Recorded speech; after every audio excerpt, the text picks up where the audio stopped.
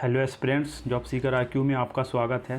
Current affairs की series को आगे बढ़ाते हुए अब हम जनवरी 2023 से लेकर जून 2023 तक के नेशनल इवेंट्स को डिस्कस करेंगे। अब हम सबसे पहले बात करेंगे जून 2023। मेघालय में यूरोपीय संघ कनेक्टिविटी सम्मेलन का आयोजन किया गया। इसका उद्देश्य भारत के पूर्वोत्तर राज्यों तथा पड़ोसी देशों के साथ कनेक्टिविटी बढ़ाना है। लखनऊ की एनसीसी कैडेट शालिनी सिंह उत्तराखंड में ड्रिग घाटी में 15,400 फुट की चोटी पर चढ़ने वाली देश की पहली महिला एनसीसी कैडेट बन गई।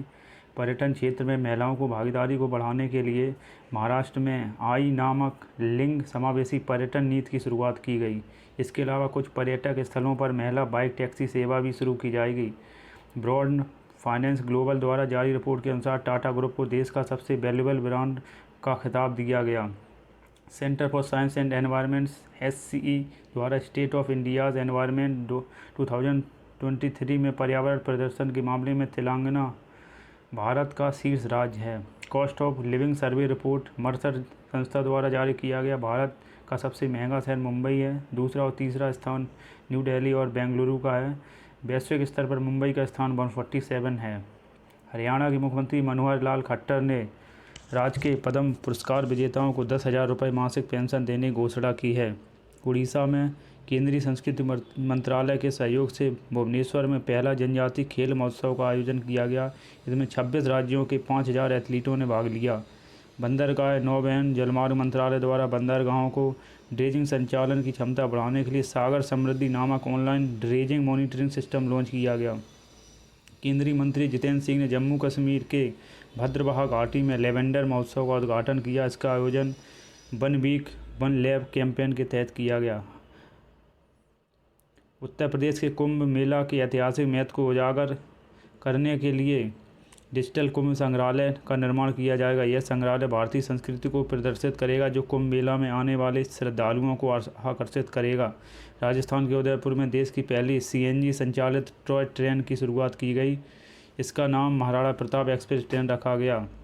नरेंद्र मोदी ने नई दिल्ली में अंतर्राष्ट्रीय प्रदर्शनी एवं सम्मेलन केंद्र में पहला नेशनल ट्रेनिंग कॉन्क्लेव का उद्घाटन किया। इसका उद्देश्य देश भर में सिविल सेवा अधिकारियों के प्रशिक्षण के बुनियादी ढांचे को मजबूत करना है। केरल खुद की इंटरनेट सेवा को शुरू करने वाला देश का पहला राज्य बन गया है। इसका उद्देश्य फाइबर ऑप्टिक नेटवर्क के तहत राज्य के आर्थिक रूप से पिछड़े 20 लाख लोगों को मुफ्त इंटरनेट सेवा उपलब्ध कराना है। पश्चिम बंगाल सरकार ने कोलकाता में प्रदूषण को कम करने के लिए एयर प्योरीफायर वाली बसें लॉन्च की हैं। बस में लगे इस सिस्टम को सुधा वायु नाम दिया गया है। तेलंगाना में अप्सुजा इंफ्राटेक कंपनी द्वारा दुनिया का पहला 3D प्रिंटेड हिंदू मंदिर बनाया गया। उत्तर प्रदेश सरकार ने राज्य के 17 नगर निगम में दीदी कैफ़े शुरू करने की योजना बनाई है। इस कैफ़े को स्वयं सहायता समूह सेल्फ हेल्प ग्रुप की महिलाओं द्वारा संचालित किया जाएगा। जालंधर में भीमराव अंबेडकर राष्ट्रीय प्रौद्योगिकी संस्थान में शिक्षा महाकुंभ का आयोजन किया गया। इसका उद्देश्य राष्ट्रीय शिक्षा नीति के क्रियान्वयन में मौजूद चुनौतियों पर विचार विमर्श करना है। संस्कृत राज्य मंत्री मीनाक्षी लेखी ने नई दिल्ली के राष्ट्रीय अभिलेखागार में हमारी भाषा हमारी विरासत प्रदर्शनी का उद्घाटन किया। इसका उद्देश्य भारत का भाषाई विविधता की विरासत का जश्न मनाना है। उत्तर प्रदेश सरकार ने प्रत्येक परिवार का डेटाबेस तैयार करने के लिए सरकारी योजनाओं का लाभ दिलाने के लिए फैमिली ID पोर्टल लॉन्च किया है। महाराष्ट्र के ठाणे जिले के भिवड़ी तालुका में भारत का पहला कार्बन न्यूट्रल गांव विकसित किया जा रहा है। भारत के ठाणे में एशिया की सबसे बड़ी एवं ऐतिहासिक क्लस्टर विकास योजना शुरू की गई। इसमें पहले चरण में 10,000 घरों को निर्माण किया जाएगा, जहां सारी सुविधाएं उपलब्ध होंगी। इंदिरा गांधी अंतर्राष्ट्रीय हवाई अड्डा पर नई सुविधा डिजी यात्रा शुरू की गई। यह यात्रियों को बिना मोबाइल एप्लीकेशन के सभी सेवाओं को सक्षम बनाएगा। हाल ही में उड़ीसा में 3 दिवसीय राजा कृषि उत्सव मनाया गया। इस त्यौहार को स्विंग फेस्टिवल भी कहा जाता है, क्योंकि इसमें महिलाएं पेड़ों पर झूला लगाकर झूलती हैं और गीत गाती हैं। केंद्र सरकार के आयुष मंत्रालय ने बाई ब्रेक योग एट ऑफिस चेयर की शुरुआत की है। यह कर्मचारियों को तनाव मुक्त रखने के लिए ऑफिस के चेयर पर बैठकर ही छोटी अवधि के योग को दिनचर्या का हिस्सा बनाएगा। भारत सरकार के विज्ञान और प्रौद्योगिकी मंत्रालय ने वैज्ञानिकों तथा शैक्षणिक संस्थानों के बीच सहयोग तथा ज्ञान को साझा करने के लिए वैभव फेलोशिप कार्यक्रम की शुरुआत की है। 15 से 18 जून 2023 तक मुंबई में राष्ट्रीय विधायक सम्मेलन का आयोजन किया गया, जिसका उद्घाटन लोकसभा अध्यक्ष ओम बिरला ने किया। इसके तहत भारत के विधानसभा तथा विधान परिषद के सदस्यों के बीच विचार विमर्श किया गया। जून 2023 को केंद्रीय शिक्षा तथा कौशल विकास तथा उद्यमिता मंत्री धर्मेंद्र प्रधान ने नई दिल्ली के गैबोन की पहली कृषि SEZ परियोजना की शुरुआत की। भारतीय नौसेना ने युवाओं तथा नागरिकों को नौसेना में अवगत कराने के लिए जूली लद्दाख कार्यक्रम का आयोजन किया। इस दौरान नेशनल वॉर मेमोरियल से 5000 किलोमीटर मोटरसाइकिल अभियान भी चलाया गया। हाल ही में उत्तर प्रदेश सरकार ने उत्तर प्रदेश के जेलों को सुधार गृह के रूप में स्थापित करने की घोषणा की है। चेन्नई के पास महाबलीपुरम में महिला 20 शिखर सम्मेलन का आयोजन किया गया। इस सम्मेलन का विषय महिला नेतृत्व, विकास, रूपांतरण, उन्नति और उत्थान है। यह सम्मेलन ज़मीनी स्तर की महिलाओं को वैश्विक स्तर की महिला नेताओं के साथ संवाद स्थापित करता है। मध्य प्रदेश की राजधानी भोपाल में G20 के अंतर्गत साइंस 20 का 2 दिवसीय सम्मेलन आयोजन किया गया। इसका थीम था connecting science to society and culture. केंद्र सरकार ने डेयरी उद्योग को बढ़ावा देने के लिए उत्तराखंड में दुग्ध संकल्प साथी मोबाइल ऐप लॉन्च किया। इसका उद्देश्य दूध की गुणवत्ता में सुधार करना तथा हितधारकों के बीच पारदर्शिता लाना है। अब हम नवीन तथा नवीकरणीय ऊर्जा मंत्रालय ने 15 जून को वैश्विक पवन दिवस के अवसर पर पवन क्षमता में वृद्धि करने के लिए राजस्थान को सम्मानित किया है। इसमें गुजरात को दूसरा तथा तमिलनाडु को तीसरा स्थान प्राप्त हुआ है। भारतीय भूवैज्ञानिक सर्वेक्षण ने उड़ीसा के सुंदरगढ़ जिले में भारत के सबसे बड़े प्राकृतिक मेहराब आर्क की खोज की है। इसका निर्माण 184 मिलियन वर्ष पहले हुआ है। IIT मद्रास ने वायु प्रदूषण की निगरानी के लिए कम लागत वाला मोबाइल उपकरण प्रोजेक्ट काटरू विकसित किया है। इस उपकरण के प्रत्येक क्षेत्र में वायु स्तर का मापन किया जा सकता है। भारतीय रिजर्व बैंक ने पूर्वोत्तर भारत में नागालैंड के कोहिमा में अपना उप कार्यालय स्थापित किया। अब हम मई 2023 के करंट अफेयर्स के बारे में बात करेंगे।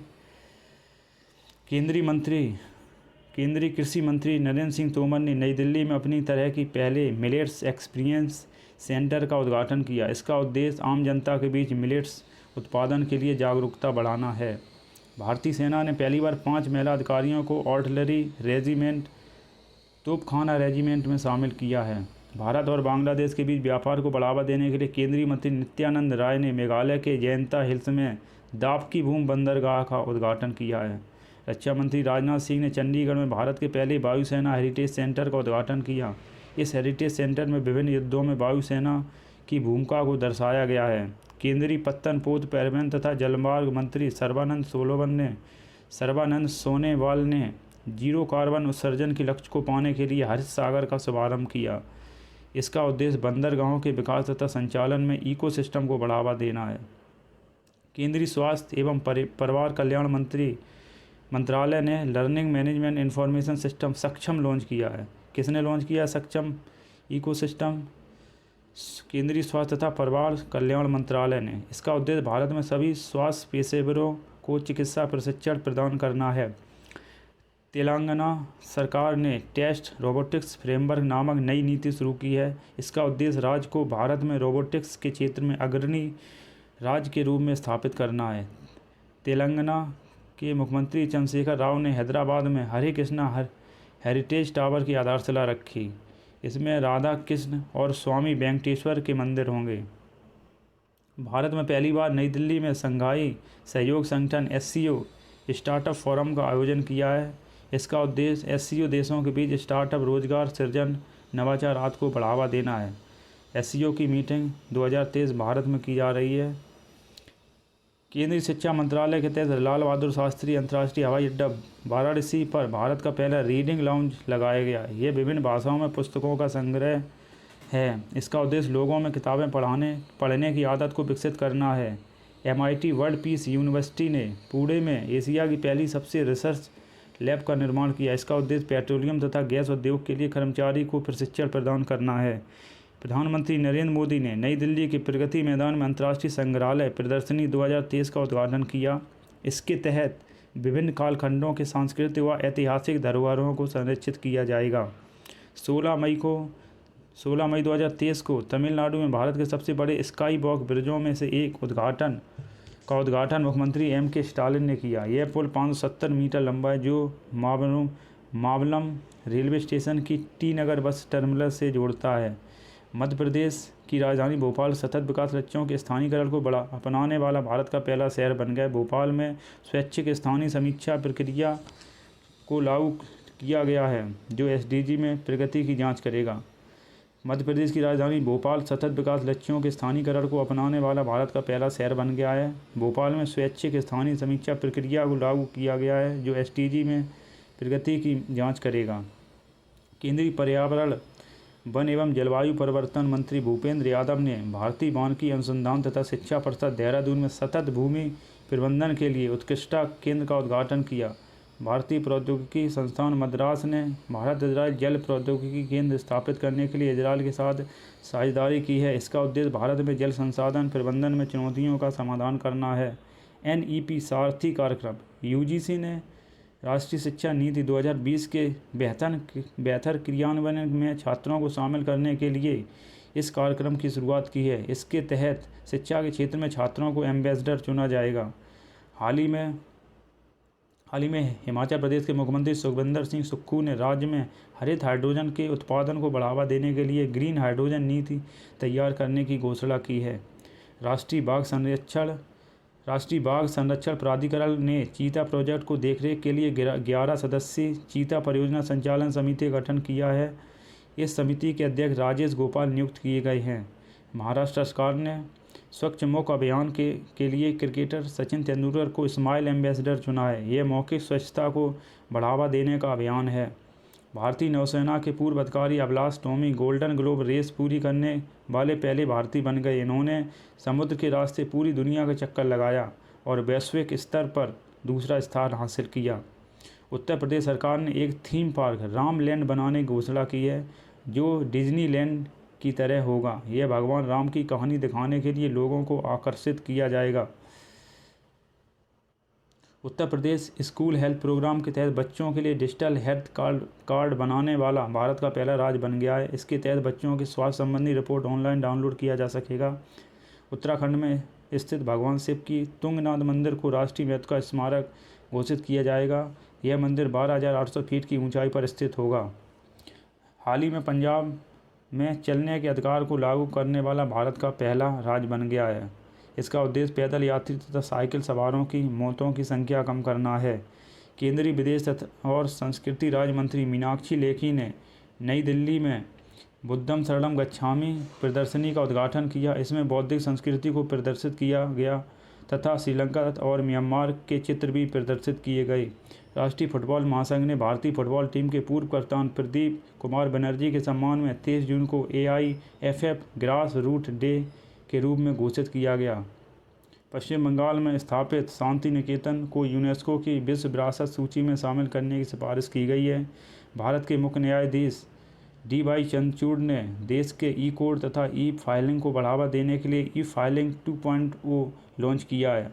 हाल ही में जारी एक रिपोर्ट के अनुसार GMR हैदराबाद इंटरनेशनल एयरपोर्ट दुनिया का सबसे समय का पाबंद एयरपोर्ट घोषित किया गया।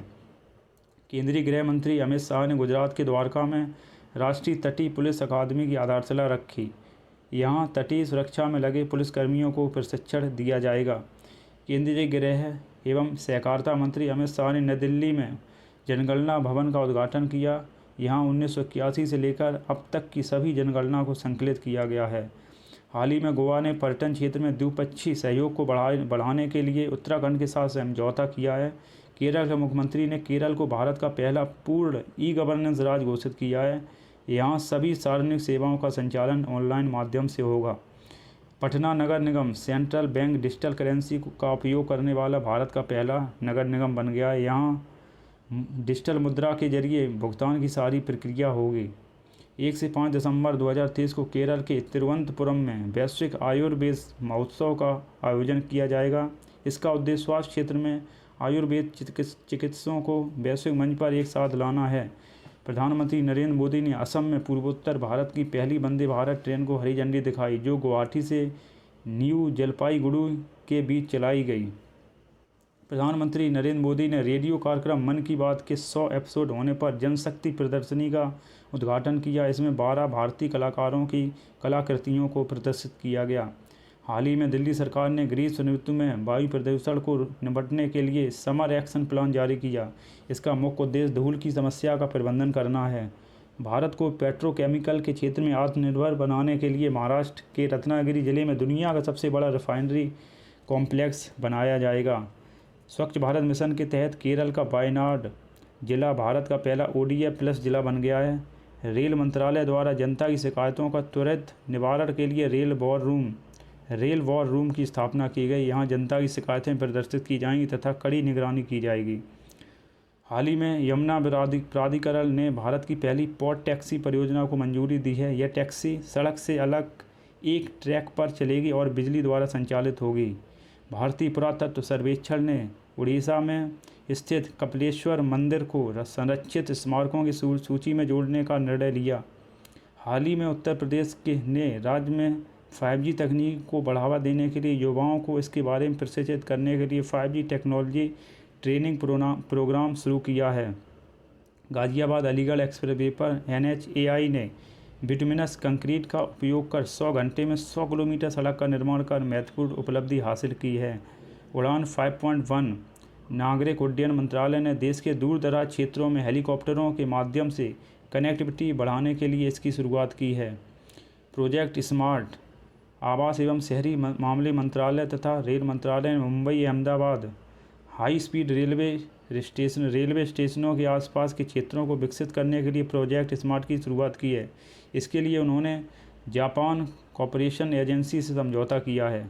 माइक्रोसॉफ्ट ने देश के ग्रामीण क्षेत्रों के लिए बहुभाषी AI चैटबॉट जुगलबंदी लॉन्च की है। यह विभिन्न भाषाओं में लोगों को सरकारी योजनाओं से अवगत कराएगा। भारतमाला प्रोजेक्ट के तहत असम के जोगी घोपा में भारत का पहला अंतर्राष्ट्रीय मल्टी मॉडल लॉजिस्टिक पार्क बनाया जा रहा है।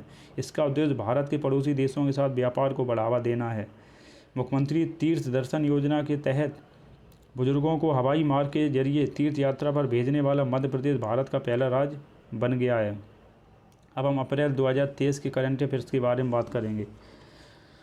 हाल ही में राष्ट्रीय डेयरी अनुसंधान संस्थान करनाल ने भारत में पहली बार गाय की देसी नस्ल गिर का क्लोन बछड़ा तैयार किया। इसका नाम गंगा है। यह गाय प्रतिदिन 15 लीटर दूध का उत्पादन कर सकती है। केरल में पहला सौर ऊर्जा संचालित पर्यटक जहाज लॉन्च किया गया जिसे सूर्यमसु नाम दिया गया है। इसकी क्षमता 100 यात्रियों को ले जाने तक है। प्रधानमंत्री नरेंद्र मोदी ने असम के गुवाहाटी में पूर्वोत्तर भारत के पहले एम्स का उद्घाटन किया। अंतर्राष्ट्रीय बाजरा वर्ष के उपलक्ष्य में शंघाई सहयोग संगठन देशों के मिलेट्स फूड फेस्टिवल का आयोजन पर्यटन मंत्रालय द्वारा मुंबई में किया गया। वर्ष 2023 में भारत ने SCO की अध्यक्षता संभाली है। 14 अप्रैल को डॉक्टर भीमराव अम्बेडकर की 132वीं जयंती के अवसर पर तेलंगाना सरकार ने BR अम्बेडकर की भारत की सबसे ऊंची कांस्य प्रतिमा का अनावरण किया। यह 125 फुट ऊंची है जो हैदराबाद में स्थित है। अखिल भारतीय आयुर्वेद संस्थान ने नई दिल्ली में महिलाओं में संतानोत्पत्ति की अक्षमता पर राष्ट्रीय सम्मेलन सृजना का आयोजन किया। इसका उद्देश्य महिलाओं की इन समस्याओं को दूर करने का प्रयास करना है। गर्मियों में पानी की समस्या से निपटने के लिए जल बजट जारी करने वाला केरल का पहला राज्य बन गया है। गर्मियों में पानी की समस्या से निपटने के लिए जल बजट जारी करने वाला केरल पहला राज्य बन गया। इससे राज्य में पानी की उपलब्धता वाले क्षेत्र तथा जनसंख्या के आधार पर पानी की खपत के आंकड़ों का पता चलेगा। उत्तर प्रदेश सरकार ने 2030 तक सभी सरकारी विभागों में इस्तेमाल होने वाले वाहनों को इलेक्ट्रिक वाहनों में बदलने का लक्ष्य निर्धारित किया है। ऐसा करने वाला यह देश का पहला राज्य होगा। बाजरा उत्पादन को बढ़ावा देने के लिए जोधपुर राजस्थान में मिलेट्स महोत्सव का आयोजन किया गया। देश में खाद्य उत्पादन बढ़ाने के लिए केंद्रीय मंत्री अमित शाह ने दुनिया का पहला नैनो लिक्विड उर्वरक लॉन्च किया। चुनाव आयोग ने कर्नाटक विधानसभा चुनाव में पहली बार वोट फ्रॉम होम की शुरुआत की है। इसके तहत वैसे व्यक्ति जो अक्षमता के कारण मतदान केंद्र पर नहीं जा सकते या वृद्ध हैं वे घर से ही वोट दे सकते हैं। भारतीय रिजर्व बैंक की सेंट्रल बैंक डिजिटल करेंसी को स्वीकार करने वाली रिलायंस जनरल इंश्योरेंस पहली बीमा कंपनी बन गई है। रिलायंस जनरल इंश्योरेंस ने ई-रुपया में प्रीमियम भुगतान के लिए येस बैंक से साझेदारी की है। प्रधानमंत्री नरेंद्र मोदी ने केंद्र शासित प्रदेश दादरा नगर हवेली और दमन दीव के सिलवासा शहर में नमो medical education and research institute का उद्घाटन किया। भारत के पर्वतारोही अर्जुन वाजपेयी नेपाल में स्थित माउंट अन्नपूर्णा पर चढ़ने वाले पहले भारतीय पुरुष बन गए हैं। अन्नपूर्णा की ऊंचाई 8,091 मीटर, 8,000 मीटर से अधिक ऊंचे 7 पर्वतों को अर्जुन वाजपेयी ने फतेह कर लिया है। भारत सरकार द्वारा रेल विकास निगम लिमिटेड RVNL को मिनी रत्न श्रेणी से नवरत्न केंद्रीय सार्वजनिक क्षेत्र उद्यम का दर्जा दिया गया है। नवरत्न CPSE कंपनियां लाभदायक स्थापित कंपनियां होती हैं। हाल ही में भारत सरकार ने solar energy corporation of India SECI को मिनी रत्न श्रेणी 1 सार्वजनिक क्षेत्र उद्यम CPSE के रूप में मान्यता दी है। SECI नवीकरणीय ऊर्जा के क्षेत्र में कार्य करने वाली एक संस्था है। प्रधानमंत्री मोदी ने केरल के तिरुवनंतपुरम में भारत के पहले डिजिटल साइंस पार्क का शिलान्यास किया। साथ ही उन्होंने केरल की पहली वंदे भारत एक्सप्रेस ट्रेन तथा कोच्चि वाटर मेट्रो का भी उद्घाटन किया। वेस्ट टू वंडर कॉन्सेप्ट के तहत भारत नई दिल्ली में G20 पार्क का निर्माण करेगा। इस पार्क में जानवरों तथा पक्षियों की मूर्तियां कचरे से बनाई जाएंगी। उत्तराखंड के माड़ा गांव को अब भारत का पहला गांव के रूप में मान्यता दी गई है। सीमा सड़क संगठन BRO ने भारतीय सीमा पर स्थित गांव को देश का पहला गांव के रूप में मान्यता देने का समर्थन किया है। हिमाचल प्रदेश अज्ञात मृत शरीरों के लिए DNA डेटाबेस तैयार करने वाला देश का पहला राज्य बन गया है। इस डेटाबेस से मृतकों को उनके परिवार द्वारा पहचान करने में आसानी होगी। केंद्र एविएशन मिनिस्टर ज्योतिरादित्य सिंधिया ने यूरोपीय संघ भारत एविएशन शिखर सम्मेलन के दौरान 121 हवाई अड्डों को 2025 तक कार्बन मुक्त करने का लक्ष्य निर्धारित किया। अमेरिका की आईफोन निर्माता कंपनी एप्पल ने मुंबई में भारत का पहला एप्पल रिटेल स्टोर स्थापित किया। यह स्टोर पूरी तरह रिन्यूएबल एनर्जी से संचालित है। एप्पल के CEO टिम कुक हैं। हिमाचल प्रदेश के शिमला के मसोबरा में राष्ट्रपति द्रौपदी मुर्मू ने राष्ट्रपति निवास तथा ट्यूलिप गार्डन का उद्घाटन किया। असम के गुवाहाटी में 11,000 से अधिक नृत्यकारों ने बिहू नृत्य का प्रदर्शन कर गिनीज बुक ऑफ रिकॉर्ड में नाम दर्ज किया। भारत की अध्यक्षता में G20 कृषि मुख्य वैज्ञानिकों की 100वीं बैठक 17 से 19 अप्रैल को वाराणसी में आयोजित की गई। इस दौरान महर्षि पहल को अपनाने की बात की गई, जिसमें मिलेट तथा अन्य प्राचीन अनाजों पर रिसर्च को बढ़ावा दिया जाएगा। भारत का पहला 3D प्रिंटेड डाकघर बेंगलुरु में बनाया जा रहा है। यह तकनीकी पारंपरिक भवन निर्माण लागत को 30 से 40% तक कम करता है तथा समय की बचत होती है। हाल ही में मध्य प्रदेश सरकार ने ट्रांसजेंडरों को अन्य पिछड़ा वर्ग OBC में शामिल करने का फैसला किया है। इसके बाद ट्रांसजेंडरों को राज्य सरकार की नौकरियों में आरक्षण का लाभ मिल सकेगा। BR अम्बेडकर की जयंती के अवसर पर भारत सरकार ने देखो अपना देश पहल के तहत अम्बेडकर सर्किट पर्यटक ट्रेन को लॉन्च किया। यह नई दिल्ली, महाराष्ट्र, उत्तर प्रदेश, बिहार आदि में BR अम्बेडकर से जुड़े 8 स्थानों को कवर करेगी। कोलकाता में होली नदी के नीचे भारत का पहला अंडर वाटर मेट्रो रेल को सफलतापूर्वक संचालित किया गया। भारत की पहली semi high speed regional rail service का आयोजन रैपिड एक्स रखा गया। भारत की पहली semi high speed regional rail service का नाम रैपिड एक्स रखा गया। यह ट्रेन NCR में चलेगी।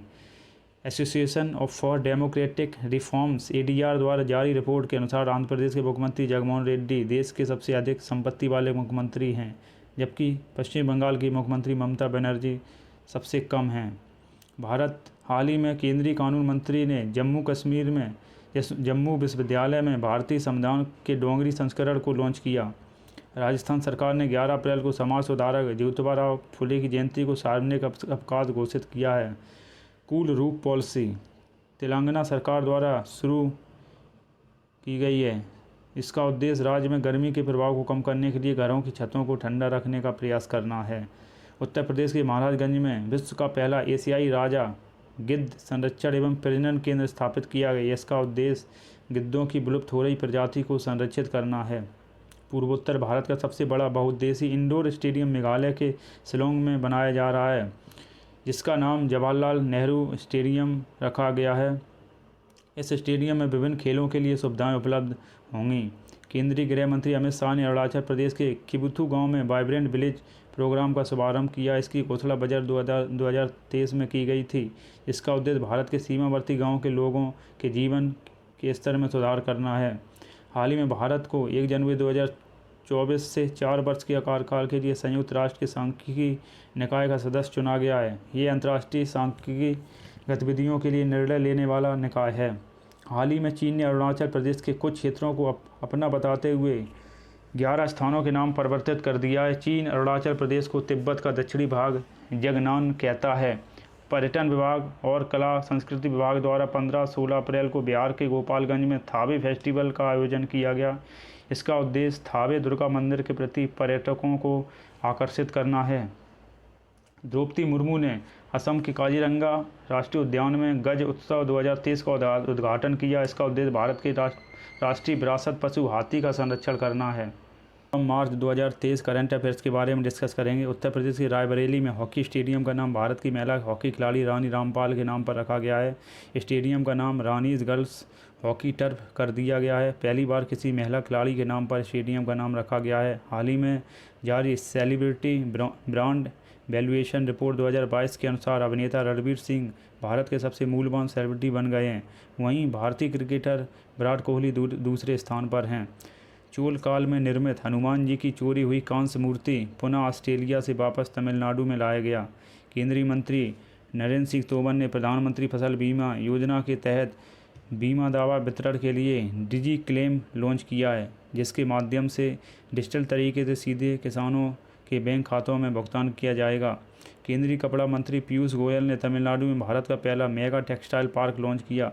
पीएम मित्रा योजना के तहत 7 राज्यों में मेगा टेक्सटाइल पार्क स्थापित किए जाएंगे। भारत के लातूर शहर में डॉक्टर भीमराव अम्बेडकर की 70 फीट ऊंची प्रतिमा स्टैचू ऑफ नॉलेज की स्थापना की जाएगी। आरबीआई ने ओडिशा के भुवनेश्वर में ग्रीनफील्ड डेटा सेंटर तथा साइबर सुरक्षा प्रशिक्षण संस्थान स्थापित करने की घोषणा की है। केंद्र सरकार ने वित्त वर्ष 2022-23 तक 5 वर्ष के लिए न्यू इंडिया लिटरेसी प्रोग्राम की शुरुआत की है।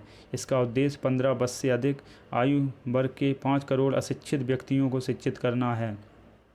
नई दिल्ली में आयोजित स्वच्छोत्सव 2023 कार्यक्रम में आवास एवं शहरी मामलों के मंत्री हरदीप सिंह पुरी ने भारत के 1000 शहरों को अक्टूबर 2024 तक 3 स्टार कचरा मुक्त बनाने का लक्ष्य निर्धारित किया है। अरावली ग्रीन वॉल प्रोजेक्ट केंद्रीय पर्यावरण वन एवं जलवायु मंत्री भूपेंद्र यादव द्वारा शुरू किया गया। इसका उद्देश्य राजस्थान, गुजरात, हरियाणा तथा दिल्ली में अरावली पहाड़ी के 5 किलोमीटर क्षेत्र को हरित करना है। केंद्रीय बंदरगाह, नौवहन एवं जलमार्ग तथा आयुष मंत्री सर्बानंद सोनोवाल ने सागर मंथन नामक वास्तविक समय प्रदर्शन निगरानी डैशबोर्ड का उद्घाटन किया। इसका उद्देश्य समुद्री परिवहन के क्षेत्र में डिजिटलीकरण तथा पारदर्शिता को बढ़ावा देना है। 27 से 28 मार्च 2023 को नई दिल्ली में पहला इंटरनेशनल क्वांटम कम्युनिकेशन कॉन्क्लेव का आयोजन किया गया। कहाँ किया गया? नई दिल्ली में। राजस्थान स्वास्थ्य का अधिकार बिल पारित करने वाला भारत का पहला राज्य बन गया है। प्रधानमंत्री नरेंद्र मोदी ने टेली कम्युनिकेशन डिपार्टमेंट द्वारा शुरू की गई पहल कॉल बिफोर यू डिग को लॉन्च किया। इसका उद्देश्य भूमिगत तार व पाइपलाइन को नए कंस्ट्रक्शन से होने वाले नुकसान को बचाना है। मध्य प्रदेश सरकार ने युवाओं को रोजगार से जोड़ने के लिए भोपाल में युवा महापंचायत के दौरान राज्य युवा नीति तथा युवा पोर्टल की शुरुआत की। आईआईटी मद्रास के शोधकर्ताओं ने 30 सेकंड के भीतर दूध में मिलावट का पता लगाने वाला पॉकेट फ्रेंडली डिवाइस विकसित किया है। केंद्रीय गृह मंत्री अमित शाह ने बेंगलुरु में भगवान बसवेश्वर तथा नाथ प्रभु केम्पेगौड़ा की मूर्तियों का अनावरण किया।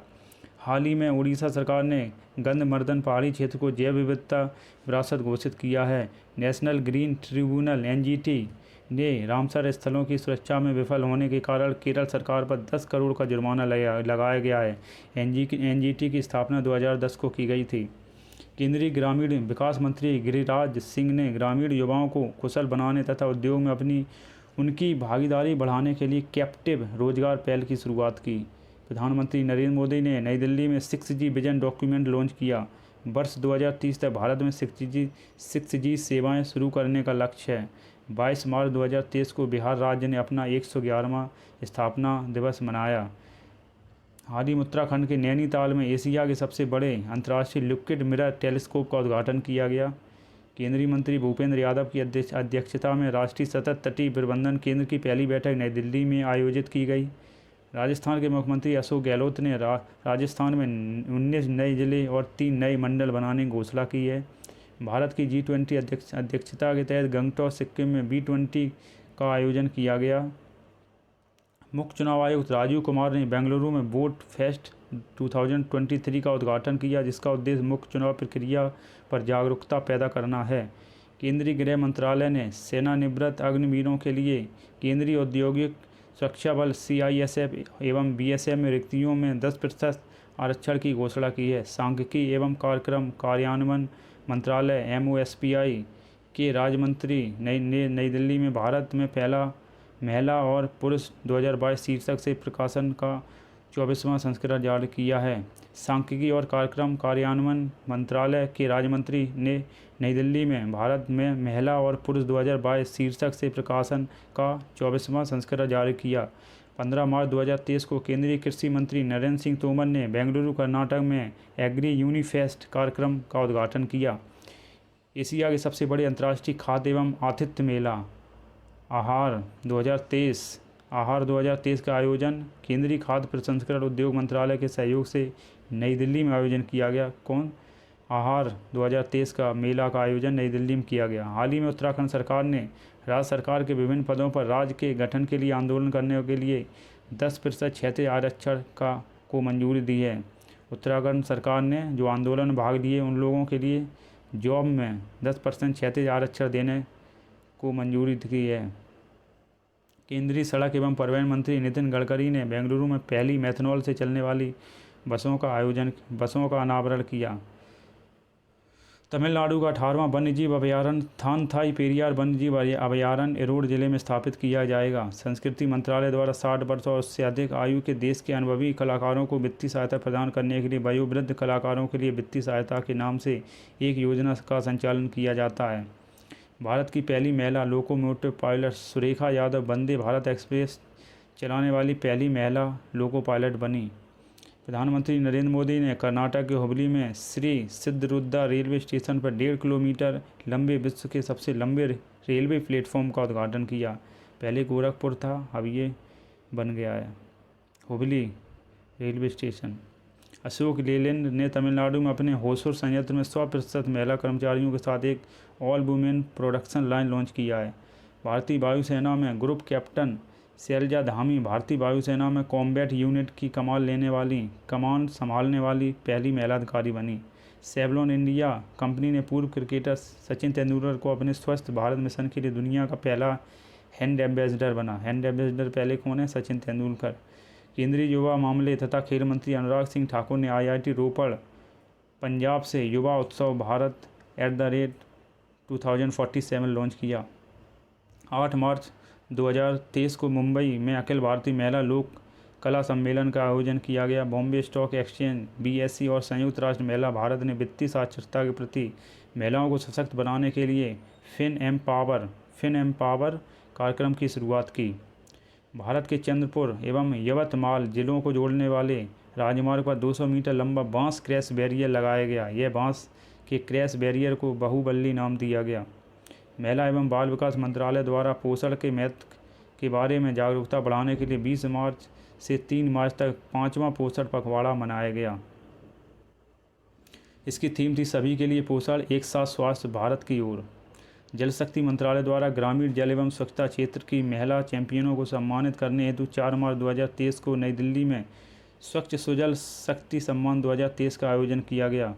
उत्तर प्रदेश सरकार ने इलेक्ट्रिक वाहनों को खरीदारों के लिए राज्य में रोड टैक्स और पंजीकरण शुल्क में छूट देने की घोषणा की है। भारतीय प्रतिस्पर्धा आयोग CCI द्वारा प्रतिस्पर्धा कानून के अर्थशास्त्र पर 8वां राष्ट्रीय सम्मेलन नई दिल्ली में आयोजन किया गया। कुमारकोम केरल में वैश्विक उत्तरदायी पर्यटन शिखर सम्मेलन का आयोजन किया गया। कहाँ पे? कुमारकोम में। भारतीय पुरातत्व सर्वेक्षण ने हाल ही में उड़ीसा के पुरी में स्थित जगन्नाथ मंदिर के पास 1300 साल पुराने बौद्ध स्तूप की खोज की। सर्वोच्च न्यायालय के 5 जजों की संवैधानिक पीठ का यह फैसला सुनाया गया कि मुख्य चुनाव आयोग तथा चुनाव आयुक्तों की एक समिति की सलाह पर राष्ट्रपति द्वारा नियुक्त किया जाना चाहिए। इस समिति में भारत के प्रधानमंत्री, लोकसभा के विपक्ष के नेता, भारत के मुख्य न्यायाधीश शामिल होंगे। नेशनल डेमोक्रेटिक प्रोग्रेसिव पार्टी की हैकानी जाकलू नागालैंड राज्य विधानसभा चुनाव में निर्वाचित होने वाली पहली महिला बनी।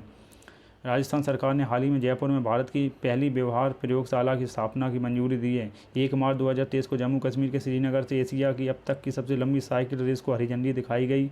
3651 किलोमीटर की यह रेस कन्याकुमारी में समाप्त होगी। CBI ने 1 साल में ऑपरेशन त्रिशूल के तहत विभिन्न आपराधिक गतिविधियों में शामिल 33 भगोड़ों का प्रत्यर्पण किया है। 17 मार्च 2023 को नई दिल्ली में विदेश मंत्री S जयशंकर द्वारा National Gallery of Modern Art में श्रीलंकाई प्रदर्शनी Geoffrey Bawa it is essential to be there का उद्घाटन किया।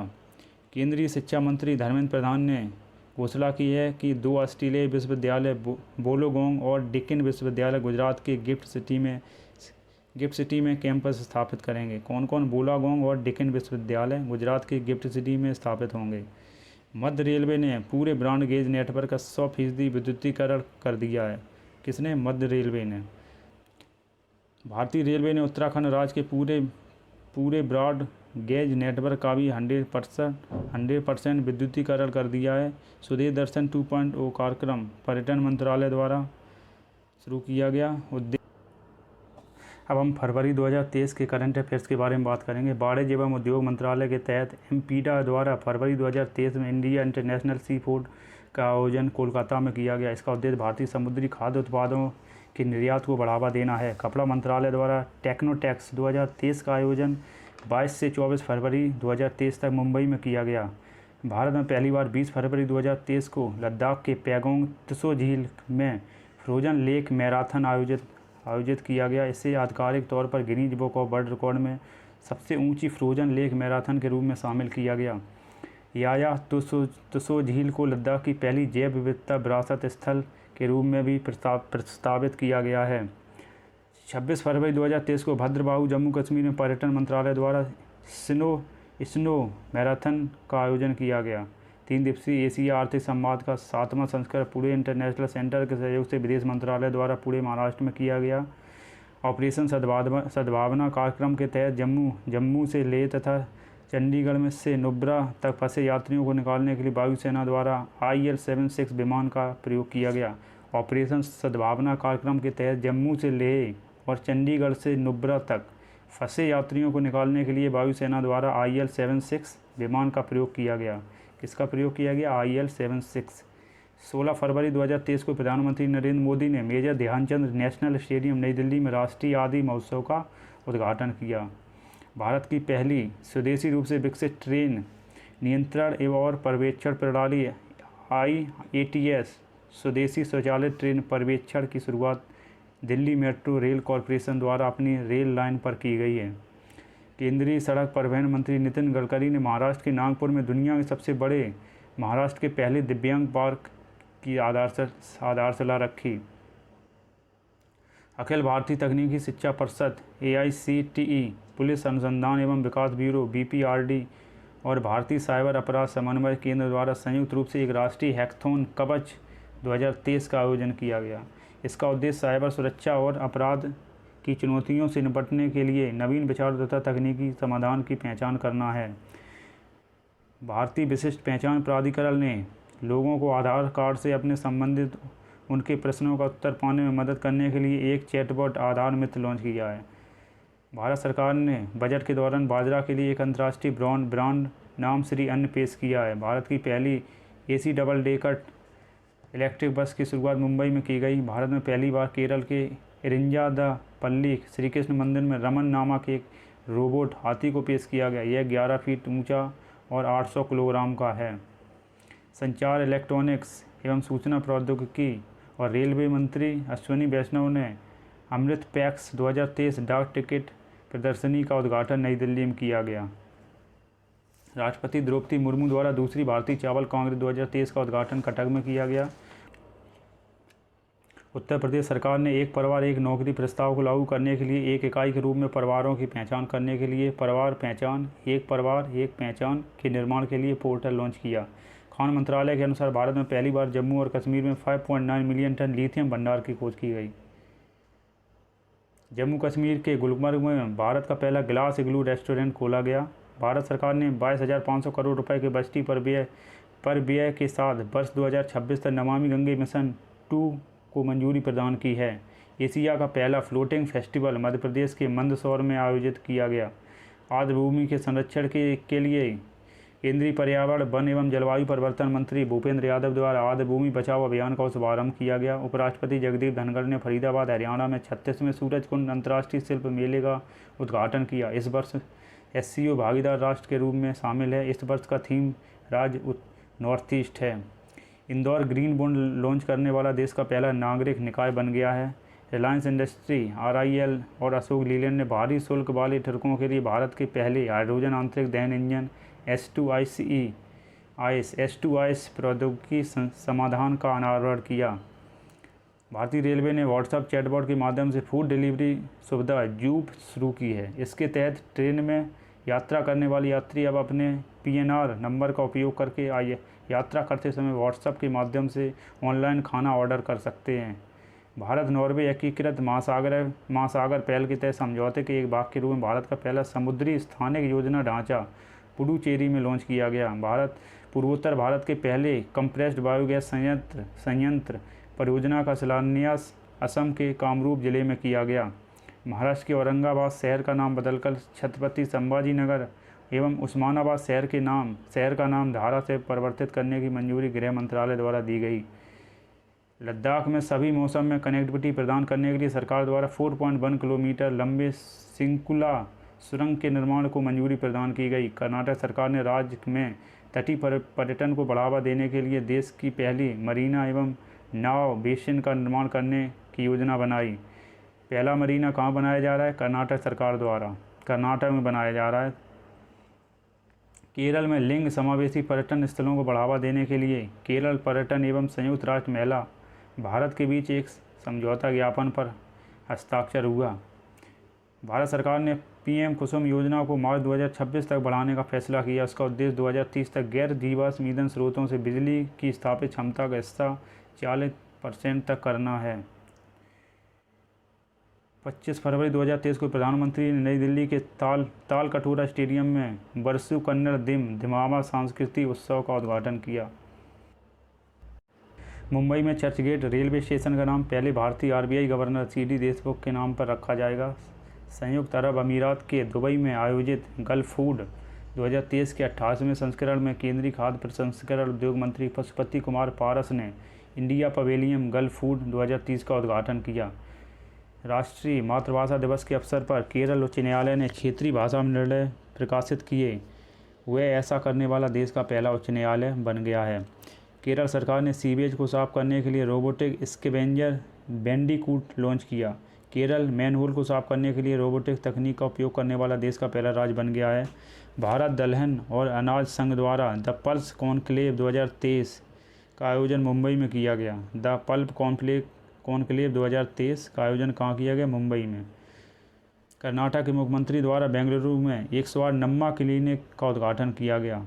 नीति आयोग ने हाल ही में transforming industrial training institute TITI शीर्षक से एक रिपोर्ट लॉन्च की है, जिसके तहत ITI में प्रवेश के लिए राष्ट्रीय केंद्रीकृत परीक्षा आयोजित करने का सुझाव दिया गया है।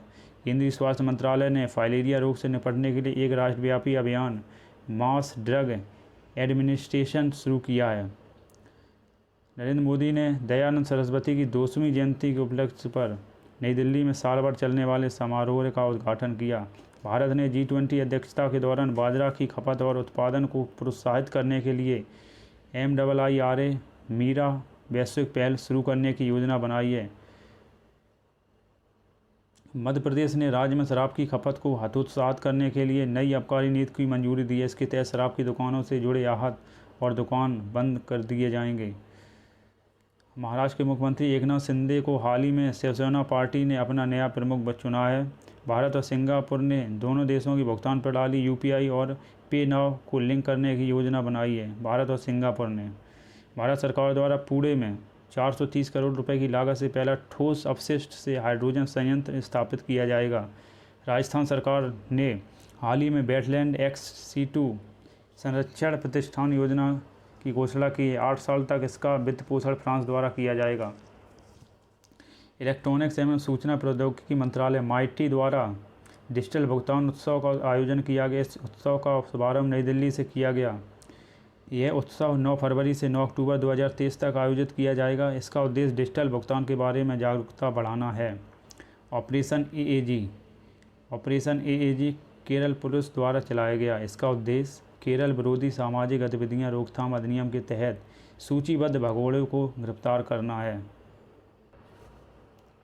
अब हम जनवरी 2023 के करंट अफेयर्स देखेंगे।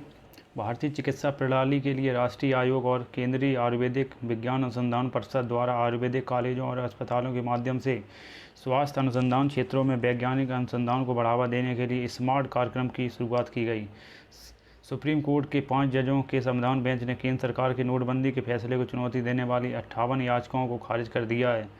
चुनाव आयोग द्वारा त्रिपुरा में 90% से अधिक मतदान प्रतिशत हासिल करने के लिए मिशन 929 लॉन्च किया गया। इसका उद्देश्य त्रिपुरा में होने वाले विधानसभा चुनाव में मतदान के लिए जागरूकता को बढ़ावा देना है।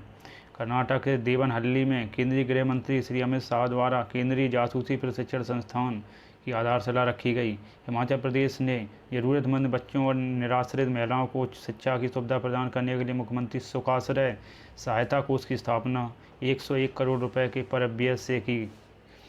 मुख्यमंत्री सुखाश्रय सहायता कोष कहाँ चलाया जा रहा है? हिमाचल प्रदेश में। केरल के मुख्यमंत्री द्वारा कन्नूर में इंडियन लाइब्रेरी कांग्रेस का उद्घाटन किया गया। इसका उद्देश्य पुस्तकालयों को किताबों के स्टोर की जगह मनोरंजन और ज्ञान का केंद्र बनाना है। भारत के चीफ जस्टिस DY चंद्रचूड़ ने electronic supreme court reports ESCR परियोजना शुरू करने की घोषणा की है, जिसका उद्देश्य वकीलों, कानून के क्षेत्र और आम जनता को सर्वोच्च न्यायालय के जजमेंट तक पहुँच प्रदान करना है। राष्ट्रपति द्रौपदी मुर्मू द्वारा जयपुर में संविधान पार्क, मयूर स्तंभ, राष्ट्रीय ध्वज स्तंभ, महात्मा गांधी और महाराणा प्रताप की प्रतिमाओं का उद्घाटन किया गया। कहाँ किया गया? जयपुर में।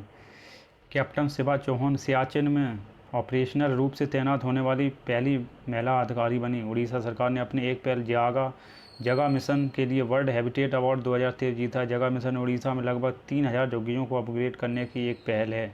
हाल ही में केंद्र सरकार ने गैर कानूनी गतिविधियां रोकथाम अधिनियम UAPA के तहत द रेजिडेंस फ्रंट TRF को आतंकवादी संगठन घोषित किया है। हाल ही में दुनिया का पहला पाम लीफ पांडुलिपि संग्रहालय केरल के तिरुवनंतपुरम में खोला गया। उत्तराखंड सरकार ने जोशीमठ के क्षेत्र में रहने वाले सभी परिवारों को निकालने के लिए अपनी योजना की घोषणा की है। उत्तराखंड सरकार द्वारा अस्थायी पुनर्वास केंद्र बनाया गया एवं 6 महीने के लिए किराए के लिए प्रतिमाह 4000 भुगतान भी किया जाएगा। 5 जनवरी 2023 को उड़ीसा के मुख्यमंत्री नवीन पटनायक द्वारा राउरकेला में विश्व स्तरीय हॉकी स्टेडियम का उद्घाटन किया गया, जिसका नाम बिरसा मुंडा रखा गया है। पश्चिम बंगाल सरकार ने केंद्र सरकार से राज्य में वार्षिक आयोजित होने वाले गंगा सागर मेले को राष्ट्रीय दर्जा प्रदान करने की मांग की है। किसने की है? पश्चिम बंगाल सरकार ने। गुजरात के राजकोट में PM नरेंद्र मोदी की दिवंगत मां हीराबेन के नाम पर एक चेक डैम का नाम हीराबा स्मृति सरोवर रखा गया। कहाँ पर? गुजरात के राजकोट में। महाराष्ट्र का उस्मानाबाद जिला न्यायालय कामकाज की ई-प्रणाली शुरू करने वाला महाराष्ट्र का पहला अदालत बन गया है।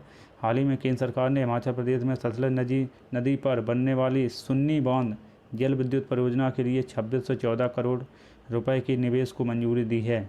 हाल ही में केरल देश का पहला पूरी तरह से डिजिटल बैंकिंग वाला राज्य बन गया है। PM नरेंद्र मोदी ने दिल्ली के करियप्पा ग्राउंड में राष्ट्रीय कैडेट कोर NCC के 75 साल पूरे होने के अवसर पर एक स्पेशल डे कवर और 75 रुपये का एक स्मारक सिक्का जारी किया है। सड़क परिवहन और राजमार्ग मंत्रालय द्वारा 11 से 17 जनवरी तक स्वच्छता पखवाड़ा के तहत सड़क सुरक्षा सप्ताह का आयोजन किया गया। भारत सरकार द्वारा गणतंत्र दिवस और स्वतंत्रता दिवस के कार्यक्रमों के लिए टिकटों की ऑनलाइन बिक्री के लिए एक ऑनलाइन आमंत्रण पोर्टल लॉन्च किया गया। प्रधानमंत्री नरेंद्र मोदी ने दुनिया के सबसे लंबे रिवर क्रूज MV गंगा विलास को वाराणसी में हरी झंडी दिखाई। इसकी लंबाई 62.5 मीटर है। यह वाराणसी से बांग्लादेश होते हुए असम के डिब्रूगढ़ तक 3200 किलोमीटर की दूरी तय करेगा।